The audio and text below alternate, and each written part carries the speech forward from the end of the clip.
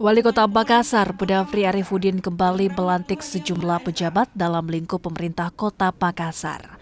Pelantikan dan pengambilan sumpah jabatan tersebut meliputi pejabat pimpinan tinggi Pratapa, pejabat administrator, hingga pejabat fungsional.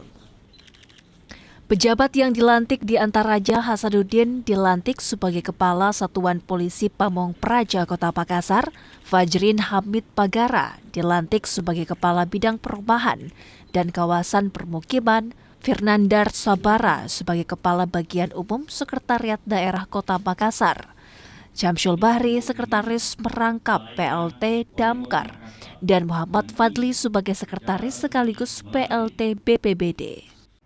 Wali Kota Makassar menegaskan pelantikan ini bagian dari proses penyelenggaraan organisasi pemerintahan guna memastikan roda birokrasi berjalan optimal sesuai target pembangunan.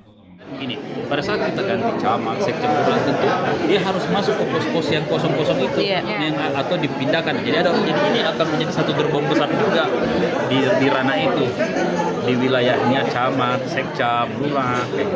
Nah ini akan kita buat juga sistem supaya karena kan masing-masing harus dilihat nih jenjang karirnya masing-masing, bagaimana karir petnya orang. Nah itu harus kita perhatikan. Pak, targetnya untuk penyesuaian rotasi semuanya ini untuk jabatan Pak itu kapan Pak? Insya Allah bulan 9 semuanya sudah rampung. Sudah harus rampung, termasuk kepala sekolah. Semuanya Pak ya. Harus rampung. Karena masih harus kita minta izin terlalu banyak, terlalu panjang. Budafri Arifudin berharap para pejabat mampu membangun kerja solid dan mendorong percepatan program-program prioritas Pemkot Makassar. Nila Rustam, Kompas TV Makassar, Sulawesi Selatan.